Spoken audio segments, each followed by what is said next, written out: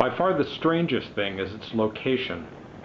Neither particularly close to the airport, nor in a particularly industrial area, this seems an unlikely place to find such an activity. Situated on Ram Kamheng Road, next to a condo, a primary school, and a temple, adjacent to a canal, is an airplane graveyard.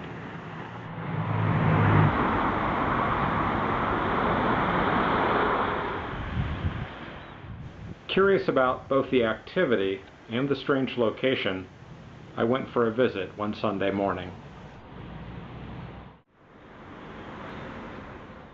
Perhaps 4 acres or 16,000 square meters in size, this plot of land holds the pieces of 2 Boeing 747s.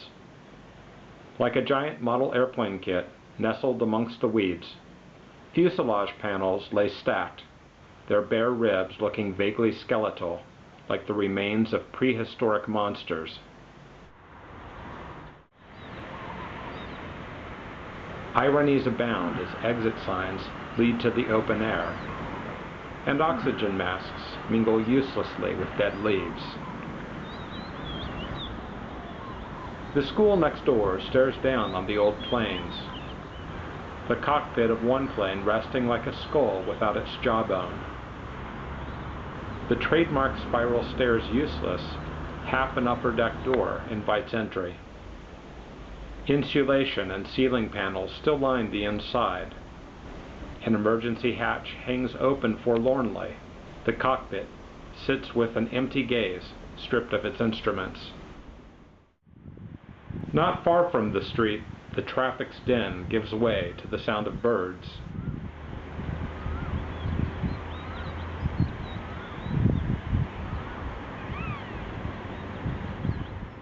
The scene, though, could be that of an airplane disaster movie. Perhaps the props from the opening scene of Lost have been strewn about in suburban Bangkok. The vertical stabilizer, the tail, is cut into pieces, the dynamic red and blue of Orient Thai's color scheme deconstructed and meaningless.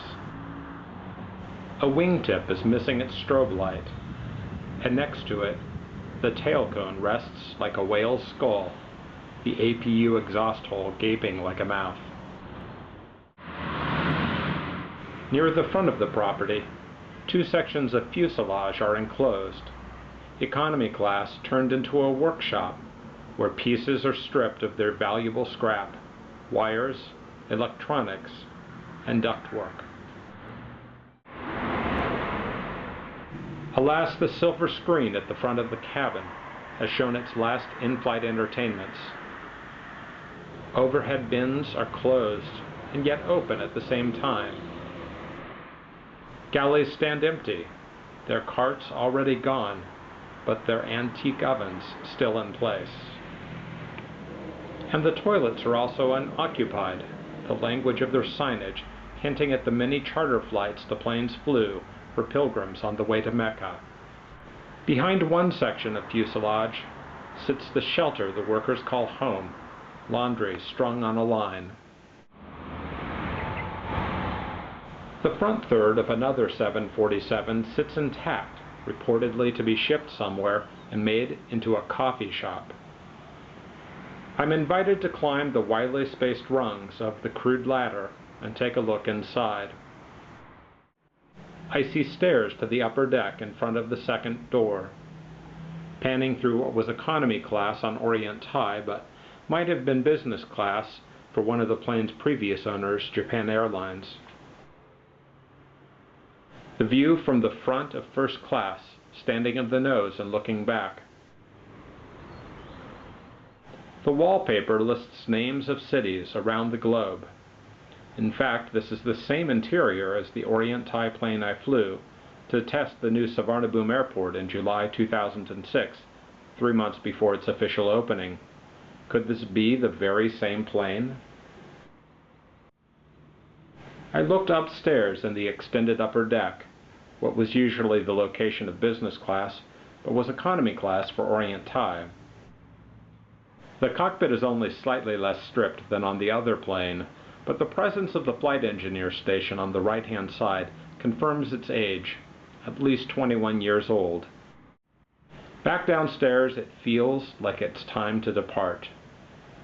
Thinking how this plane, which in its time must have carried nearly 1 million passengers to places near and far, waves of melancholy and nostalgia wash over me.